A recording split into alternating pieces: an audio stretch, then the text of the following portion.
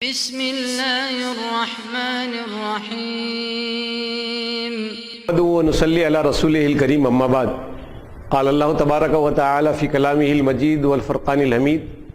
اعوذ باللہ من الشیطان الرجیم بسم اللہ الرحمن الرحیم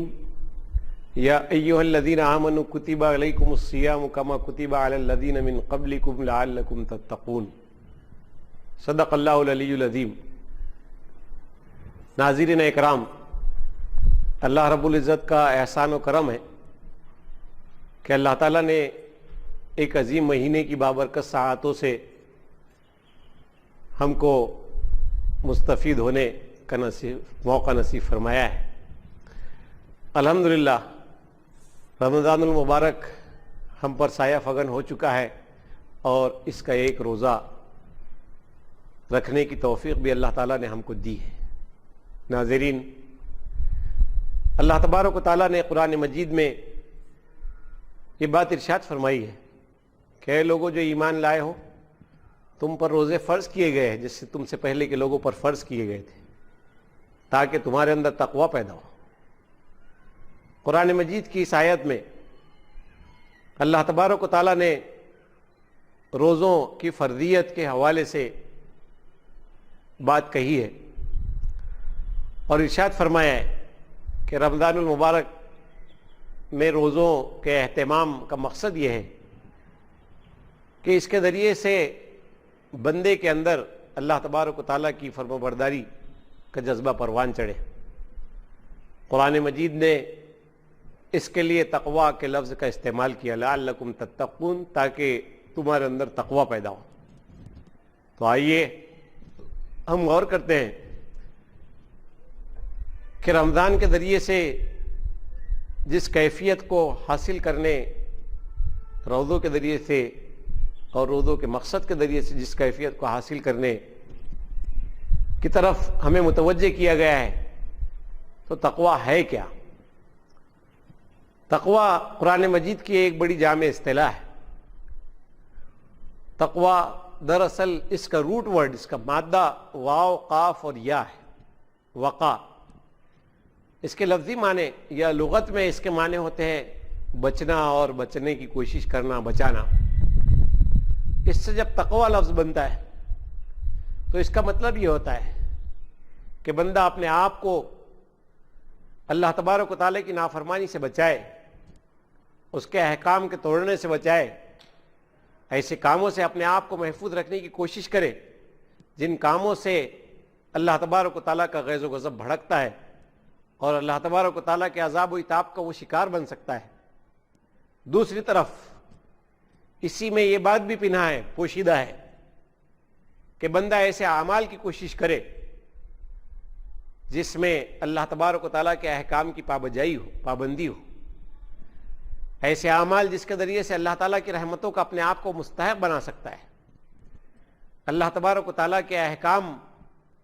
اس کے مطابق اپنی زندگی کے معاملات کو انجام دینا اور اپنے کردار کو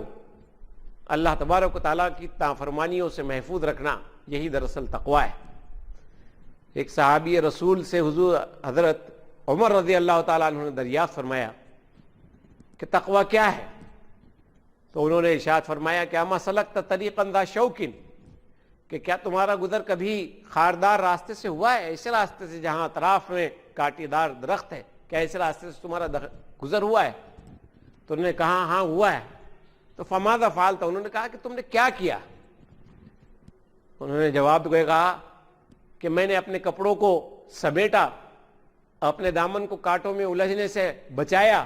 اور اس راہ سے اپنے آپ کو گزار لیا۔ انہوں نے ارشاد فرمایا کہ ذالک التقوی، یہی تقوی ہے کہ بندہ اللہ تبارک و تعالیٰ کی نے اس کو یہ زندگی دی ہے، اس زندگی میں بندہ اس زندگی کو ایسے گزارے جہاں پر اپنے آپ کو اللہ تبارک و تعالیٰ کے احکام کا پابند رکھے، اپنے دامن کو اللہ تبارک و تعالیٰ کی نافرمانی میں الجھنے سے وہ بچائے، شیطانی وساوس سے، اس کی اکساہٹوں سے اپنے آپ کو محفوظ رکھے، نفس کی شرارتوں سے محفوظ رکھے، خواہشات کی غلامی سے محفوظ رکھے،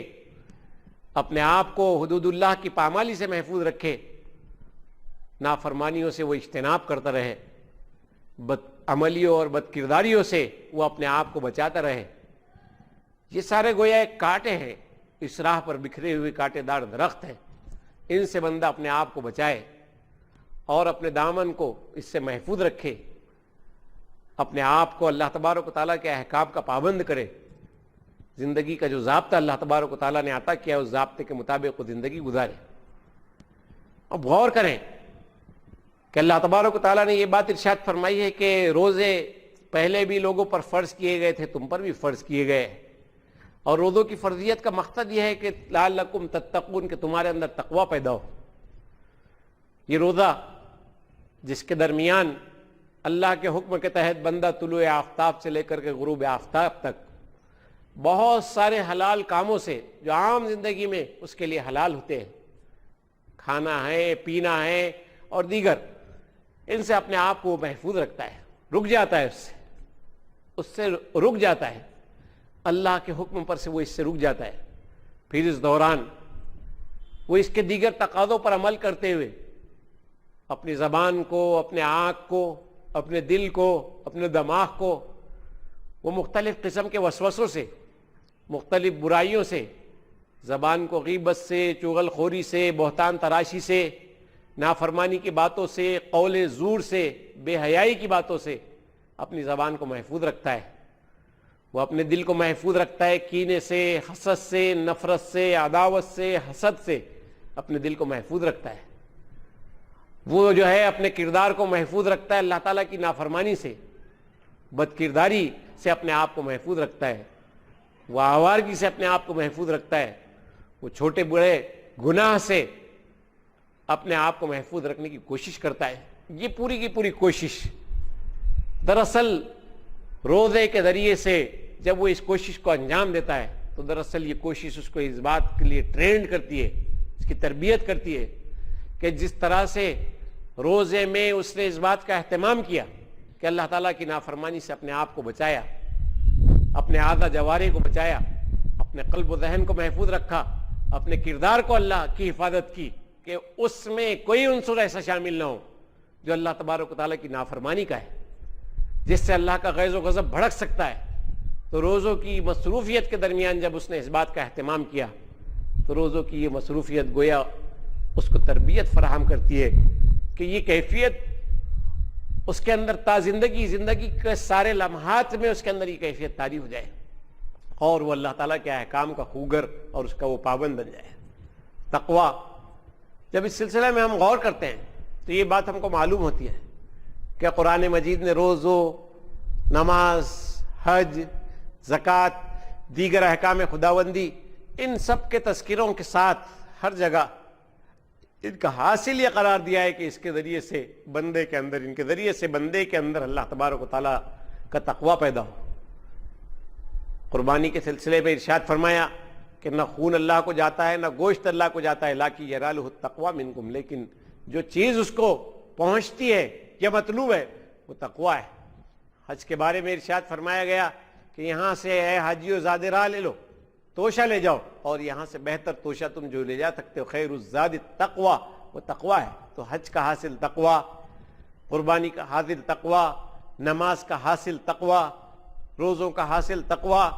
ان سب کے ذریعے سے تقوی کا حصول مقصود ہے، اور یہ تقویٰ بندے کو اللہ تبارک و تعالیٰ کی اطاعت کی راہ پر گامزن کرتا ہے۔ تو روزوں کو اللہ تبارک و تعالیٰ نے ہمارے اوپر فرض کیا ہے کہ اس کے ذریعے سے تقویٰ پیدا ہو۔ یہ صوم، یہ صام، دراصل اس کے معنی ہے رکنے کے، بندہ رکتا ہے نافرمانیوں سے، اپنے آپ کو بچانے کی کوشش کرتا ہے اور اس کی مصروفیت کے ذریعے سے اس کو اہتمام کرتا ہے۔ تو روزوں کے اس مقصد کو پیش نظر رکھا جائے۔ حضور نبی کریم صلی اللہ علیہ وسلم نے یہ بات ارشاد فرمائی کہ جس کے روزوں نے اس کے اندر یہ صلاحیت پیدا نہیں کی کہ اس نے اپنی زبان کو اور اپنے عمل کو اللہ کی نافرمانی سے نہ بچایا، فمن لم یدع قول الزور والعمل به فلیس للہ حاجۃ الی ان یدع طعامہ وشرابہ، کہ جس نے قول زور کو، زبان کو محفوظ نہیں رکھا غلط باتوں سے اور غلط عمل سے اپنے کردار کو محفوظ نہیں رکھا، تو اللہ کو کوئی حاجت نہیں ہے کہ وہ اپنا کھانا اور پینا چھوڑے۔